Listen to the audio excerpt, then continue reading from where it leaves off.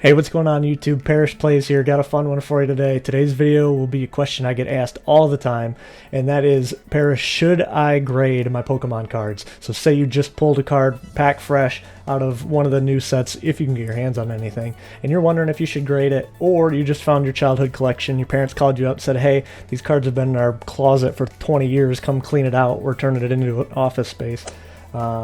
I'll answer those questions for you. So who am I? Again, I'm Parrish Plays. I've been grading Pokemon cards for the last 3 years now, but the last 2 years I've been sending in one submission a month, about 50 card submission, so I've graded a lot of cards here in the last few years. So I'm going to go over kind of what to expect, what you should look for when you're sending your cards. And this was one of the main videos that I wanted to see when I was first starting. So now that I've got a little bit more experience, I think I'm more qualified to talk about this now. I wanted to make a video to help out. So we'll get started here with, I just pulled a card, pack fresh, should I send it in for grading? So there's a psychological aspect to that question, and I'll get to that at the end, but assuming the answer to that question is yes, I want to grade that card, here's what you kind of look for, what to expect. So pack fresh card, you're going to be looking at anywhere from probably 8, 9, or 10 if you're sending a PSA.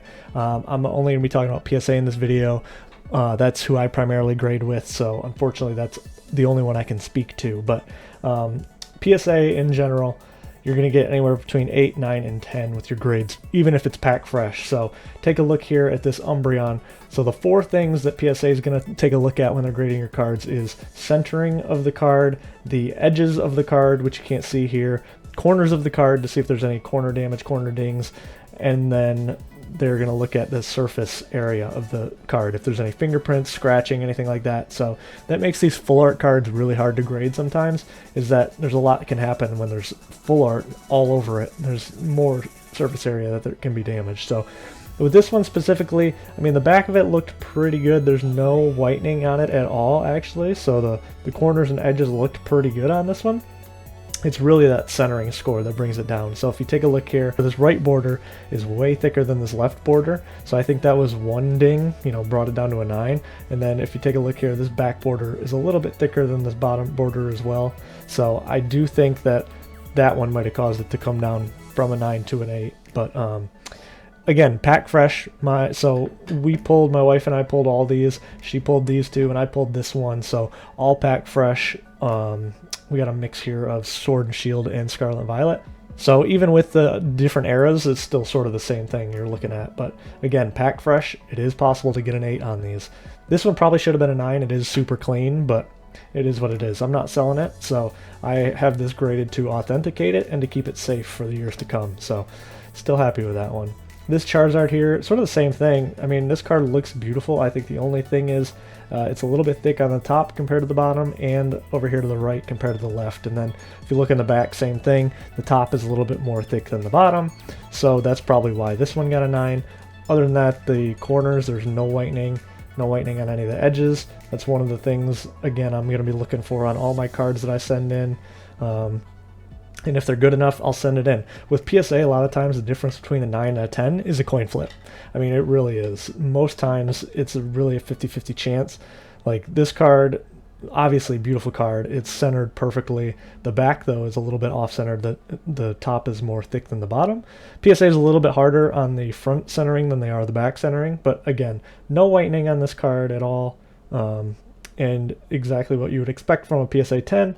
Beautiful card. But you look at these 2 cards, you could even say that the Giratina is a little bit worse centered on the back than the Charizard is, and you'd be right. And again, it's really just a coin flip. It comes down to, so many times it just comes down to, it's so subjective card grading. So with a modern card like this, if it looks clean, you send it in, sometimes you're just going to get a 9 back, and that's just how it goes. That's part of the reason why Gem Mint 10s are so valuable. If every card they sent in got graded a 10, then they wouldn't be as valuable. So one thing you'll notice with all those cards is that they were all super clean on the back. I try not to send cards if they have any whitening. A good example of me not following my own rule, but a card that did come straight out of the pack with some whitening that you would want to look out for is this Pikachu we pulled from Prismatic Evolutions. And beautiful card on the front, looked really nice, a little bit heavy on the left, but other than that, super clean. But then you look here on the back, and there's some whitening down here on the bottom left, and more whitening up here on the top left. So those are really when I say I'm looking for whitening on the corners, that is the exact thing that I'm looking for on these cards. And actually it's almost on every single corner. So that's something that happens a lot, especially in this new Scarlet Violet era. Cards are either pretty bad centered, quality control is just not very good. These packs, the cards bounce around in the packs when they're in packaging and all that stuff, so it's not surprising for a pack fresh card to come out and actually have some whitening on it. So a card like this, if you pulled it, that's where I would tell you to look first. Say, take a look at your card, see if you can see any whitening. If you do, then it's probably not going to be worth grading your card. I mean, you can go to price charting. That's what I use to sort of see the values of all these cards. It's just a really quick way to look at it. I'll put a little sample of it on the screen up here so you can see what I'm talking about in the website. And if you take a look at this card specifically, it's going to show you in an 8, it's not worth grading. I mean, you can see it here too. This card's worth more if I crack it out of here than it would be in this slab as an 8. So especially if you're going to get an 8, it's not worth sending a modern card. So you really want to take a look at these corners and the centering. Those are the two biggest things that I look at, just because you can tell right away. You don't need a microscope. You don't need a black light. Take a look at the edges and stuff like that and kind of see. So here we've got some modern cards. Again, these could be considered pack fresh or promo fresh. Promos are really hard to grade as well. And just some examples of what I look for. So say I just pulled this card, I'm looking at it, it looks pretty good. I mean, it's obviously thick on the bottom compared to the top, but otherwise it looks pretty good on the front. But if you turn it over and look on the back, you'll notice that it's much heavier on the right than the left. But again, they're a little bit more lenient on that. But if you look at this corner right here, you can see that it's got some sort of ding or whitening. And then I think down here as well. Yep, you can see some white marks down here too. Sometimes you can wipe it away, but a lot of times it's there. So with those two, I will not be sending this. Sometimes if it's just got one, I'll still send it anyway, because again, I said it's a coin flip between a 9 and a 10. Sometimes you'll get it, sometimes you won't. So sometimes I do send it. It really just depends on the card. Again, this Eevee, a little bit off-centered, nothing too terrible. I mean, the right is a little bit more heavy, but then on the back, the bottom is heavier again. So you're going to take a look at the corners, and then on this one, you can actually see up here on the top, you can see there's a lot of edge wear on this one. So that's one of the ones that, again, you don't need a microscope to see this, but sometimes shining a light on it can help. I've got an extra light here, and yeah, you can really see just that edge wear right there. So this is another one that I would not want to be sending in. Just because of those reasons. Again, you really want to send those ones that you think are going to be a coin flip. This one I really didn't want to send in just because of centering. This one was real bad centering on both the front and the back. So another one that usually, if it's centered poorly, I think PSA just updated their standards, or they said they didn't update it, but they're a little bit more tough on the grades now for centering reasons. So might want to be a little bit more selective. And then again, here's some more that I've got in my maybe pile that I would consider sending. This one is thick on the bottom, so because they've sort of updated their standards, I might not be sending this one. But again, if you look at the corners, look at the edges, it just looks super clean. Super thick on the bottom though, so that one probably won't be sent in by me. And then this one, pretty clean, a little bit thick on the right, but other than that, Crown Zenith usually grades pretty well. And I don't see any whitening, I'm not sure if that's like a little fingerprint right up there, but I would just try to wipe that away with a microfiber cloth. And then this one would be one that I send just because it looks cool, or it looks clean. But again, you'd want to check price charting, make sure it's even worth sending in the first place. But as far as should I send these cards in, that's what you're going to be looking for on the modern cards. So now we'll switch over to, my parents just found my Pokemon cards from when I was a kid. Are they going to be graded well? Are they worth sending in? And spoiler alert, probably not. So let's face it, we were all kids. We just played with these cards. Back, it was a trading card game. You'd take these to school, you'd trade with your friends, you'd keep it in your pocket, you'd put it in your bike spokes to make noise on your bike when it went.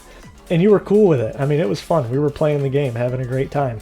But that leads to getting some 3s on some of these cards. So when you look at the front of this card, it actually looks pretty good. But we talk about that surface issue that didn't really come up much because, again, you're not going to be looking at it a lot of times on your modern card straight on the pack. But you can tell that this card has some scratches. Let's see if this other light will help. you can tell that there's just a lot of scratching on there. When you look at that hollow pattern is just totally torn up. And a lot of times that can be from, you know, placing this in a binder without a top or without a sleeve. A lot of times we didn't use sleeves, you know, back in the day, and then you look at these edges and corners and it's just, you know, all sorts of whitening on this. So that's one. Again, you're not going to be getting a high grade on this. So the question of, is it worth to grade it? Well, that's more of a psychological question at that point, because it's not going to be worth it from a monetary standpoint. But if you want to keep the card safe, if you want to, you know, keep it from any more damage occurring to it, then yeah, you should go ahead and grade it, especially if it's from your childhood. I would, especially now with how easy it is with GameStop, if you just want to take, you know, 5, 10 of your most valuable cards from when you were a child and you don't care what grade they're going to get because you're not going to sell them, then by all means, absolutely, go for it. GameStop has made it super easy to send in your cards for grading, and that's been a tremendous help. So if you want to for that reason, go for it. But if you're expecting to get 9s and 10s from your childhood cards, that's just not going to happen. I mean, I'll show you here. I've got a number of cards here that I sent in, and the best card I got was an 8. And I thought I kept pretty good care of my cards as a kid. Another one, if you look at, so this got a 5, and if you look, a lot of it is just in that hollow scratching.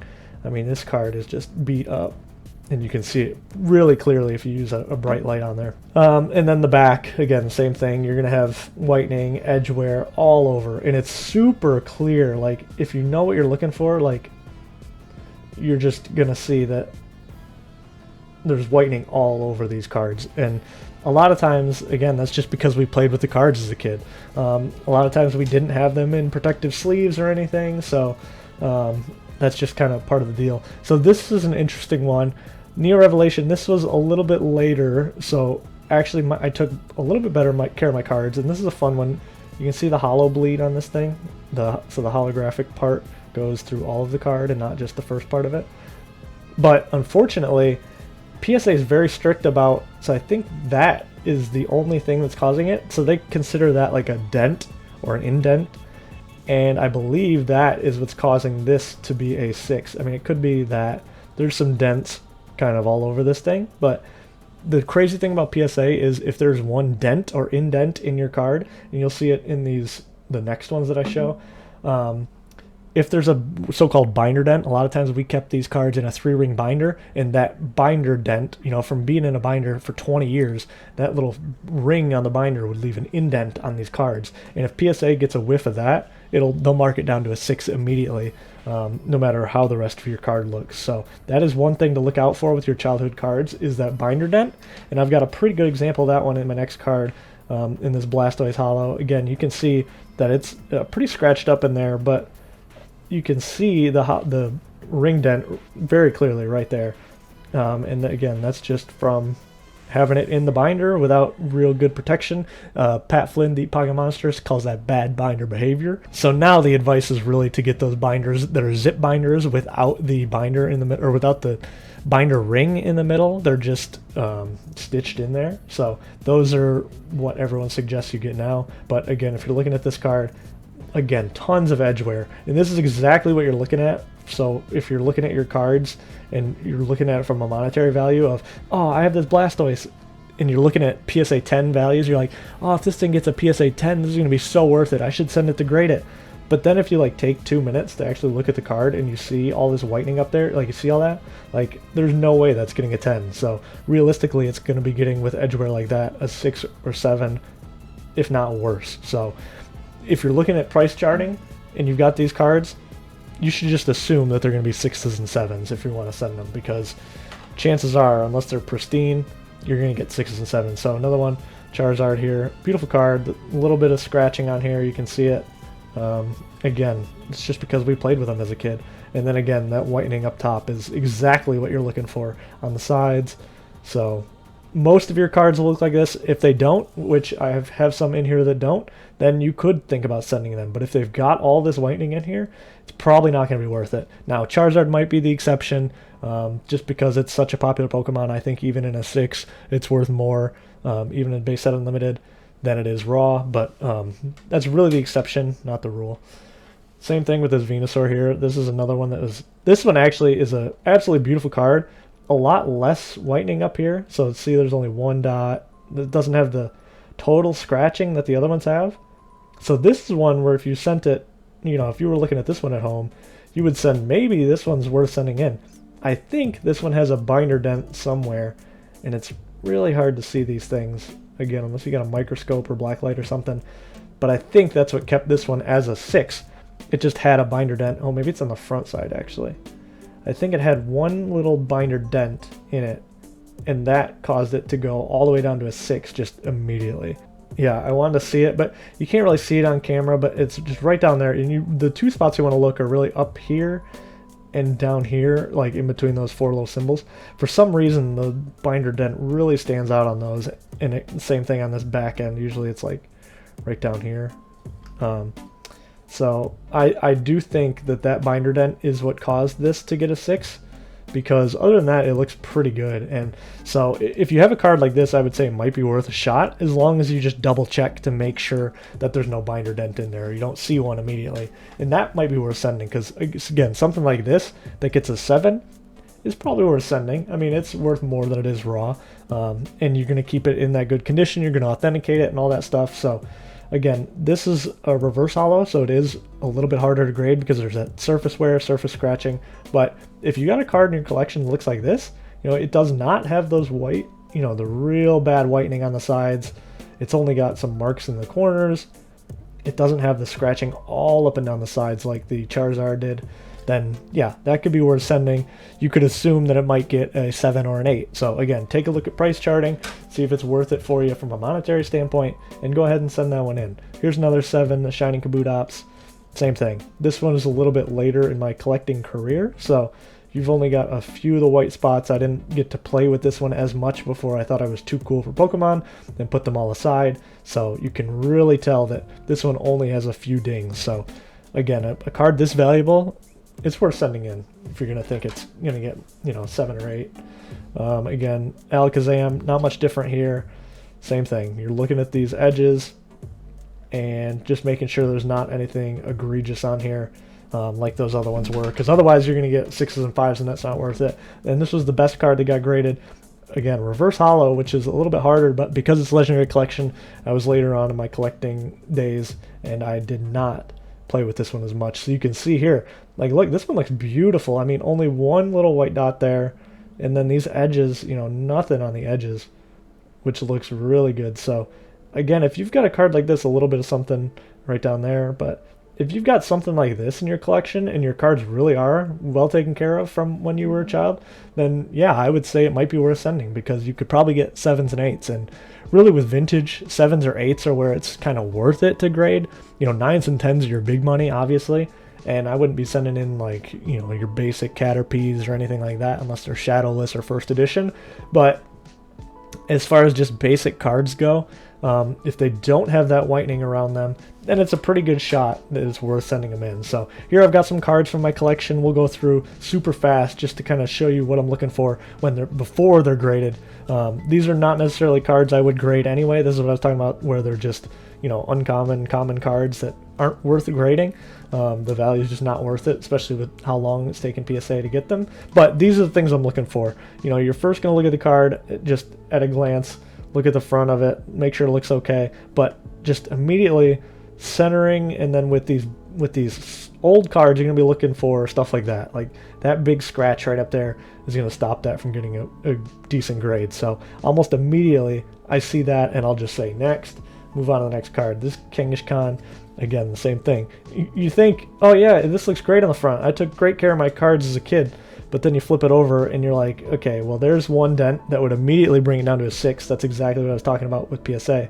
But then also there's this white edging that I was talking about. So this whiteness around the edges will immediately bring this down. So this would be, first off, a terrible grade, but also a terrible card to grade, even though it is a rare. But still, not worth your time because of how white that is. All the whitening on that, you're just not going to get a good grade. Here's one that's a little bit different. This Raticate, again, Legendary Collection, was later on in my collecting career. So we take a look at this. The centering looks okay. It's a little bit heavy on the top, but the back of it looks pretty good. I mean, there's that one dot up there. one dot over here. So definitely wouldn't expect this to get a 10, but a 7 or 8 is totally possible. So if this was a card like a Legendary Collection Reverse Holo, I'd take a look at price charting, see what it would come out at as a 7 or an 8, and then make the decision on if it was worth sending for me. So I've got more examples here, but it's kind of more of the same. This is just one I thought was kind of funny. Again, we played with these cards a lot as a kid, so you can see this card.